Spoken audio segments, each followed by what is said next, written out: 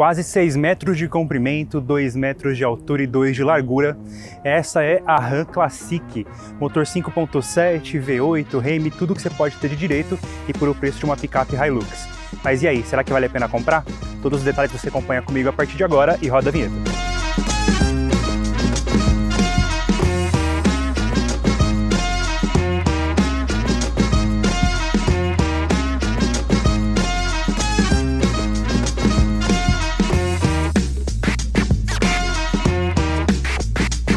Se você chegou aqui agora no canal da Instacarro, se inscreva no nosso canal, ative o sininho para receber as notificações dos novos vídeos, deixe seu like no vídeo e seu comentário. Caso você tenha alguma dúvida sobre o veículo, pode deixar aqui nos comentários que eu esclareço para você, ou caso você queira que eu faça uma avaliação.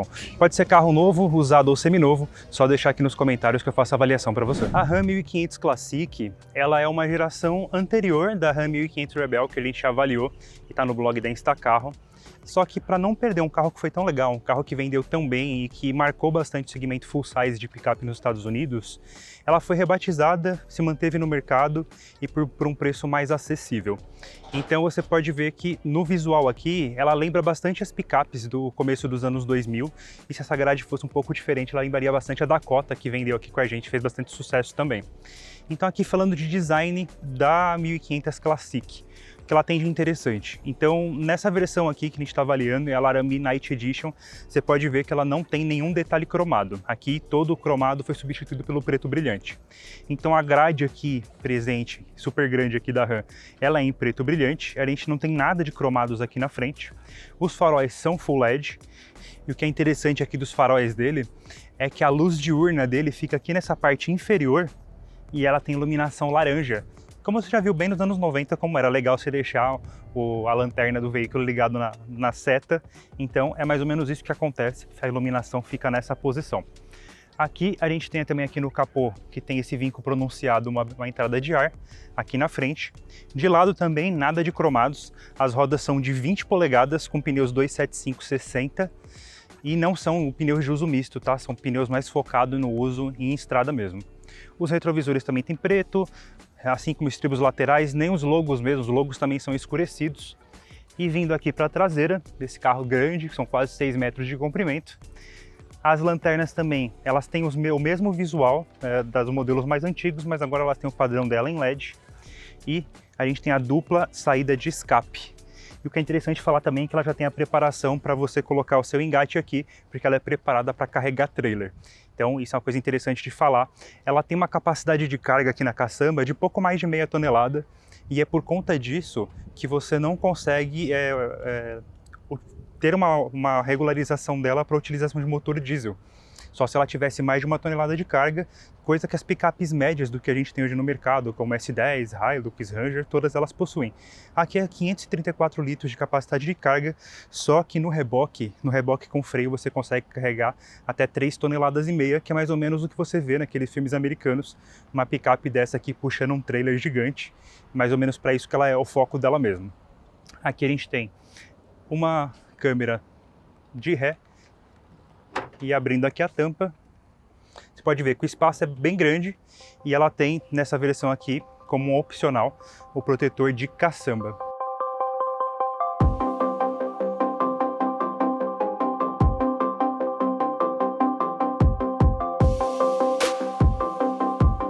Aqui o interior, o grande destaque aqui, ou os grandes destaques, é a questão do acabamento e do espaço interno. Mas antes de tudo isso, eu vou falar sobre alguns acessórios do que esse carro tem. Então aqui no apoio de braço a gente tem os controles dos vidros elétricos, que são com subida e descida automática dos vidros dianteiros. Tem a regulagem dos retrovisores também de maneira elétrica com rebatimento e o travamento das portas.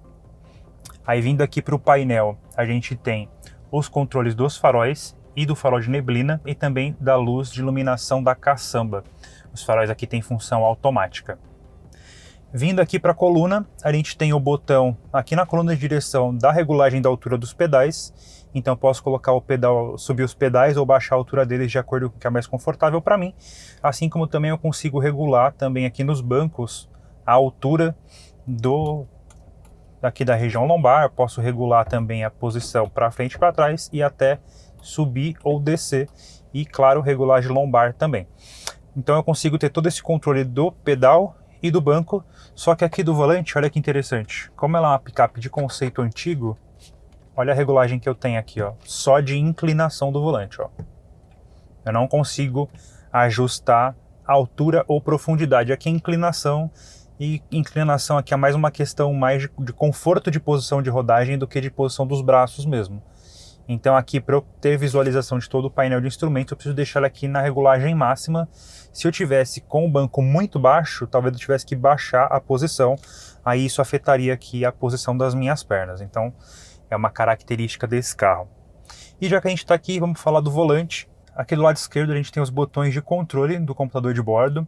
Ele tem um painel de 7 polegadas, então eu posso ter as informações aqui, por exemplo, de pressão de pneus. São várias informações aqui, ó, temperatura da transmissão, óleo, duração do óleo. É uma informação interessante de ver também. Aqui eu posso saber quanto está a hora de trocar o óleo pelo uso. Às vezes a gente pensa em quilometragem, o carro rodou 5.000 km, está na hora de trocar. Aí tem outro carro que rodou 10 mil, e não é muito bem assim que a gente consegue analisar como que o óleo foi degradado. Então aqui tem uma informação mais precisa para você saber a hora de trocar mesmo. Então são umas informações interessantes. Então, por exemplo, aqui informação de autonomia, de como que é o consumo imediato do veículo, como se fosse um econômetro. Aqui eu tenho as regulagens de viagem, do que eu posso ter de informação, posso programar uma viagem A e B. As informações de música, algumas mensagens que o veículo pode dar para mim. E aqui para configuração da tela. Então eu tenho aqui informação do painel digital e a gente pode ver que ele tem bastante mostradores. Então aqui a gente tem a temperatura do motor nessa área inferior e aqui o contador de RPM, ó. Então, temperatura do motor e RPM. Aqui a gente tem informações da carga de bateria, então que é uma informação raríssima da gente ver. E ali, temperatura do óleo. Olha a diferença, que legal de falar. E do lado de cá a gente tem o marcador de velocidade e o marcador do tanque, quanto a gente tem de consumo de combustível do veículo. Consumo de combustível não, quanto a gente tem de combustível no tanque ainda. Vindo aqui para o lado direito do volante, o que é legal de falar também, ele tem esses dois botões mais e menos. Aqui é a função de troca de marchas manuais. Isso é bem diferente do que a gente está acostumado. Então a gente aumenta as marchas aqui e baixa aqui, caso a gente use ela em função manual. Aqui a gente tem informação do piloto automático dele.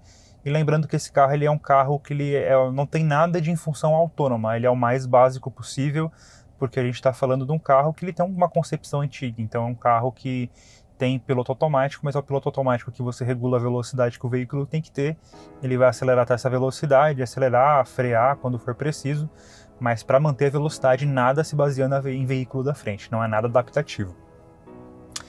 Não dá para ver aqui, mas atrás do volante a gente tem do lado de cá um botão que faz o ajuste de volume do rádio, e aqui do lado direito a gente pode trocar as bandas de áudio. Então aqui eu troco e aqui eu regulo o volume, que aqui na frente você não vê que não tem nada, porque fica aqui atrás.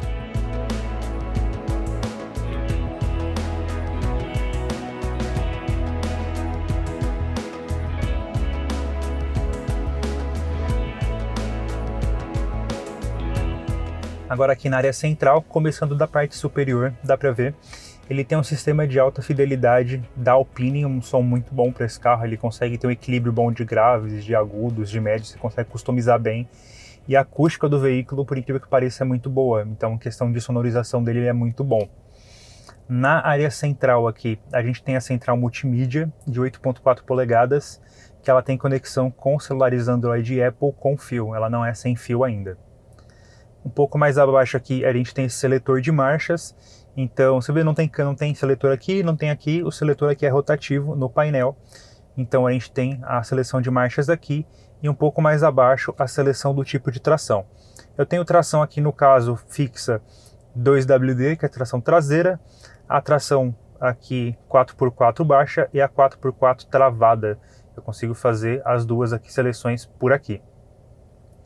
Aqui a gente tem os controles da parte de cima da região de rádio, então ajusto o volume, troco banda, posso desligar a tela aqui, por exemplo. Função de voltar, tenho várias funções aqui. E aqui eu tenho ar-condicionado de 2 zonas, que é nesse regulador de cá. Eu posso regular ele por aqui, ou posso fazer o ajuste por aqui também na central multimídia. Então são duas funções que eu tenho essa possibilidade. faço a regulagem aqui de motorista e passageiro. E falando de refrigeração, os bancos também têm resfriamento ou aquecimento. Eu posso resfriar aqui ou aquecer por aqui. Tem essas duas funções. E o volante também. O volante também tem essa possibilidade. Então o motorista e passageiro da frente tem essa regulagem. E esse botão aqui é o botão que você ativa para ativar quando você vai usar um reboque com freio. Você aciona aqui, como por exemplo, vai carregar uma carreta, você vai carregar um trailer, um exemplo, você precisa ativar essa função aqui, e aqui o botão do controle de tração para ativar e desativar. E o que é interessante, você está vendo aqui, a gente tem uma tomada 110, caso você precise carregar alguma coisa, aqui ó, como é padrão americano, caso você tenha que usar, vai ter que usar um adaptador, mas é legal pensar que a gente está pensando num carro que é uma concepção toda americana, um carro pensado para ser útil, né, para utilidades. Então até uma tomada interna aqui, pode ser para notebook, um exemplo, que você pode usar aqui dentro, tem a função para você. Aí aqui na parte inferior a gente tem uma região que você consegue colocar muita coisa, então a gente tem 2 porta-copos, tem um nicho aqui bem grande para você colocar objetos, carteira, tudo que você precisar, e curiosamente aqui um suporte para deixar o celular inclinado, que também caberia aqui, a gente tem essas duas funções. E como você viu, ele tem conectividade com celulares Android e Apple, mas você não está vendo o celular aqui, não está vendo nada, porque a conexão fica escondidinha aqui debaixo. Ó. As duas entradas USB para carregamento ficam aqui embaixo, e aqui fica a conexão com o celular.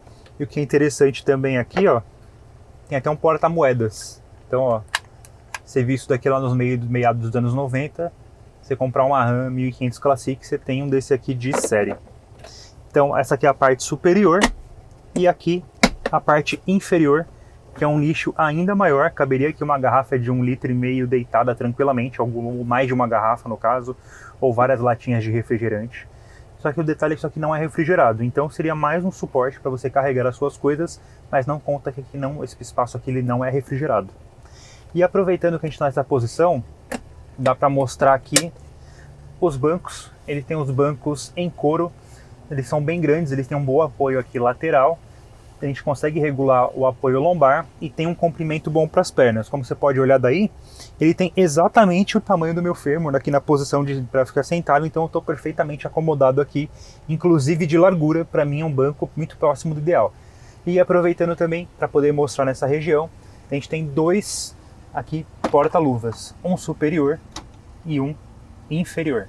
O inferior é pequenininho e o superior também, eles não são tão profundos, mas é legal de mostrar. E outra coisa legal de mostrar, olha aqui do lado do passageiro, como tem pouco espaço para perna, por conta desse recuo aqui no carpete, provavelmente por conta de espaço de motor e de câmbio. Esse aqui, o espaço do pé do passageiro precisa ficar mais lateralizado, mas é isso. E agora, banco traseiro. Aqui na parte traseira, falar de espaço interno, acho que não tem muito o que falar. Você consegue ver bem que espaço interno aqui é o que não falta, então eu consigo ficar nas maiores posições possíveis aqui. Eu consigo esticar a perna, estou numa posição aqui praticamente de um banquinho, então a posição da minha perna e inclinação é muito confortável. A inclinação aqui do encosto, ela tem inclinação boa, tem uma altura boa, então consigo me apoiar bem aqui na região das costas e das pernas, então conforto não tenho o que falar. Aqui na parte inferior, os passageiros têm saída de ar-condicionado, então eu consigo regular ar-condicionado para mim aqui. E também eu tenho a função aqui de resfriamento e aquecimento dos bancos, também na traseira, assim como lá na frente. Tem a possibilidade aqui de um apoio de braço com porta-copos. Então, quem vai aqui atrás, assim como lá na frente, o espaço e o conforto é nota 10. Tem um pequeno relevo aqui, ele é um pouco mais alto aqui nessa região central aqui do túnel, mas mesmo assim a diferença de altura não é tão grande. Mesmo um adulto que vai andar aqui na região central, ó, daria para viajar tranquilamente também, não teria o mesmo espaço para as pernas, e essa altura um pouco maior, para um adulto talvez fosse um pouco mais cansativo numa viagem longa, mas nada de absurdo. Como tem bastante espaço, eu conseguiria até andar aqui com as pernas lateralmente e ainda sobraria espaço para quem anda aqui nas partes laterais aqui, posicionar a perna também com conforto. Então, falar de espaço, a gente não tem segredo nenhum. E se espaço para a perna para você não é suficiente, ainda você consegue realocar aqui a posição dos bancos. Nesse caso aqui eu posso levantar o banco ajeitar a região aqui, deixar tudo plano. Eu posso carregar grandes objetos aqui, por exemplo, a caçamba é aberta, eu posso carregar coisas aqui, o espaço também não falta, ou eu posso simplesmente deixar a minha posição sentada e carregar o que eu precise aqui do meu lado, ainda com a disponibilidade do porta-copos. E já que a gente falou de itens de série, de acessórios, como é que ele é e como é que ele anda. Então vamos lá comigo, vamos rodar com ele na cidade e mostrar para ele como que é o comportamento desse carro. Bora lá. A Ram 1500 Classic, ela vem equipada com o mesmo motor V8 Hemi de 5.7 litros, 400 cavalos e 56,7 kgfm de torque. O câmbio é o automático convencional de 8 marchas e a tração é integral, com possibilidade de reduzida.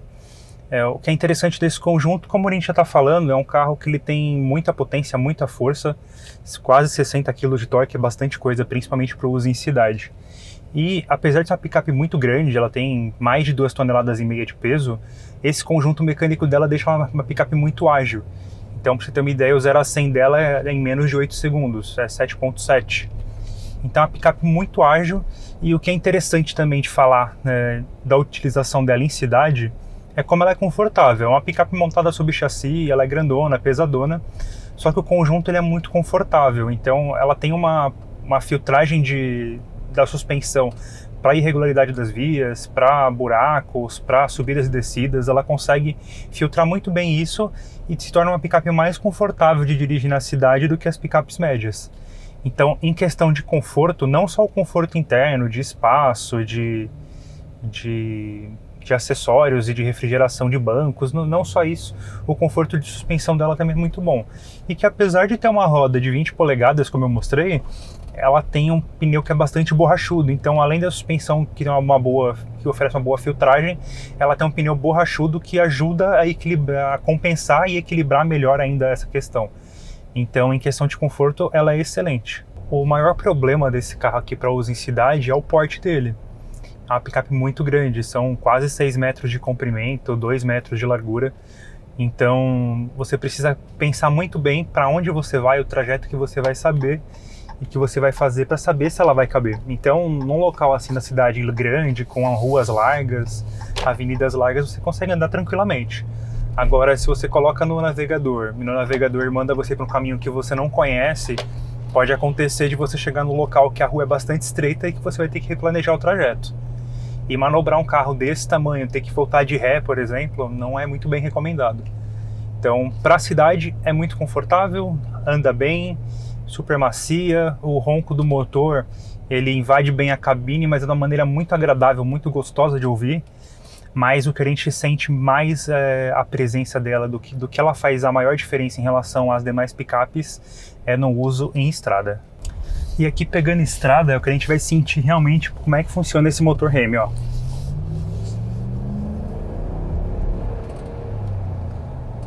Aceleração muito rápida. Como eu falei, 0 a 100 em 7.7 segundos. E olha como é gostoso o barulho do motor.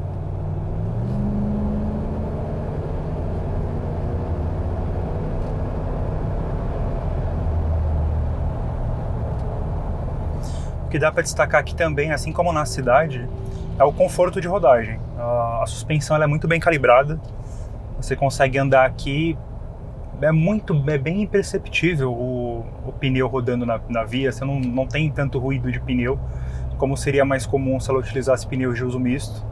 Então essa utilização de pneu aqui para utilização em estrada para mim é ideal, porque com certeza vai ser a maior utilização desse carro. Vai ser difícil você ver a utilização dele em fora de estrada, a não ser de uma maneira mais, digamos assim, eventual.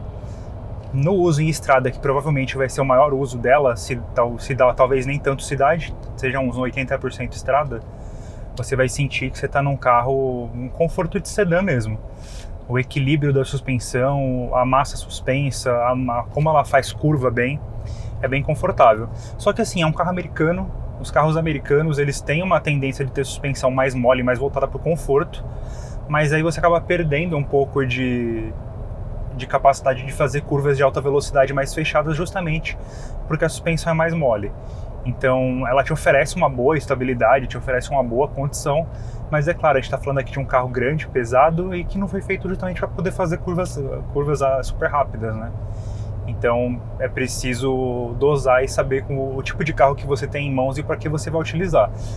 Em viagens assim, acho que a melhor condição dela é como você vai conseguir curtir mais o carro, e é como eu estou curtindo bastante ele agora. Mas como eu falei, dá para você utilizar ele em fora de estrada. Eu vou mostrar para vocês como que funciona o sistema de tração para você vencer alguns obstáculos quando você precisar. Dá uma olhada aí. Aqui, ó, como eu comentei, ela tem sistema de tração 4x4. Eu tenho a 4x4 integral e tem a reduzida. Vou pegar e fazer um teste aqui nesse trecho, que ele é um trecho que ele mistura um pouco de grama, pedra e terra. Aqui uma 4x4 comum funcionaria, mas vou acionar aqui a reduzida para mostrar para vocês como seria o funcionamento do veículo. Então, antes de tudo, eu precisaria aqui colocar no N, acionar aqui a tração 4x4 reduzida. Depois que ela parar de piscar, tá pronto. Aí ele desliga o controle de tração, tá ativada. Aí aqui eu já consigo fazer a subida. Ele vai bem devagarinho, ó, como sobe bastante a rotação, para poder privilegiar o torque.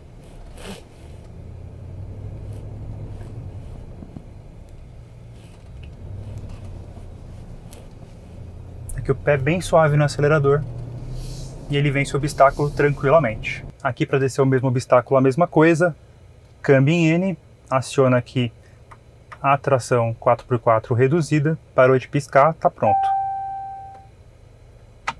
Engata o drive e bora lá. Aí aqui, como uma questão de descida, só controlar o trajeto no freio e seguir. Lembrando que esse carro aqui ele não tem pneu de uso misto, tá? É um pneu de uso urbano. Então, embora ele seja bem preparado para enfrentar regiões bastante escorregadias, o pneu tem uma limitação. Então nem tudo que você vai conseguir fazer com esse tipo de pneu aqui.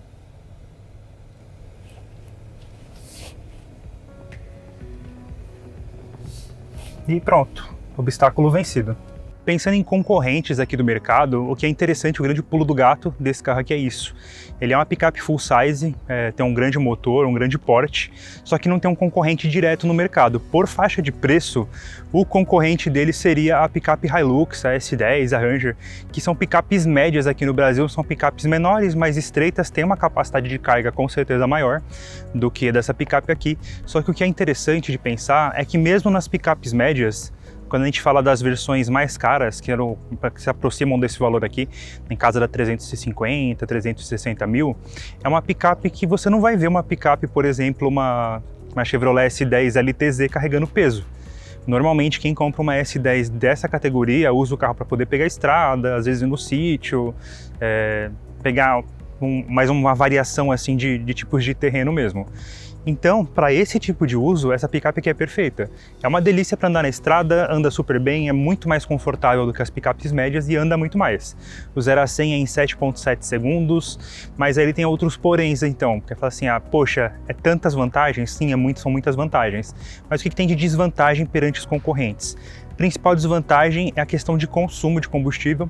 Aqui a gente está falando de um carro com motor V8 a gasolina, que tem um consumo médio na cidade de 5,5 até 6 km por litro, andando super tranquilo. Na estrada, esse valor sobe para 6, 6,5. Se a gente comparar com as picapes médias, que chegam a fazer na casa dos 9, 10 km por litro com diesel, o uso assim, da picape, o que você vai gastar com combustível, vai fazer muita diferença se você tiver essa daqui a gasolina. Outro detalhe que vai fazer grande diferença com relação ao porte. Não é todo lugar que você consegue entrar com esse carro aqui.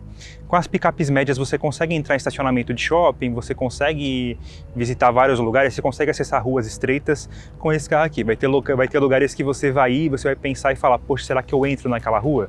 Será que ele passa? Será que ele faz aquela curva? Cabe naquele estacionamento? Então é um percurso mais planejado, são coisas que você precisa pensar muito bem na hora de comprar essa picape. E com relação ao prazer de dirigir, a conforto, a experiência de direção, sem dúvidas, é um carro muito melhor do que as picapes médias, mas aí você tem que colocar e pesar o que é bom para você, se é o que vale a pena, é o prazer de dirigir, é um carro para quem é entusiasta mesmo, ou você precisa de um carro mais prático, mais útil, que te ofereça mais condições. colocando isso assim, pesando as duas medidas, você pode falar qual que é a picape ideal para você. Para mim, eu teria essa daqui para o meu uso, serviria perfeitamente. Mas para você, qual você escolheria? Coloca aí nos comentários para mim o que você faria nessa situação.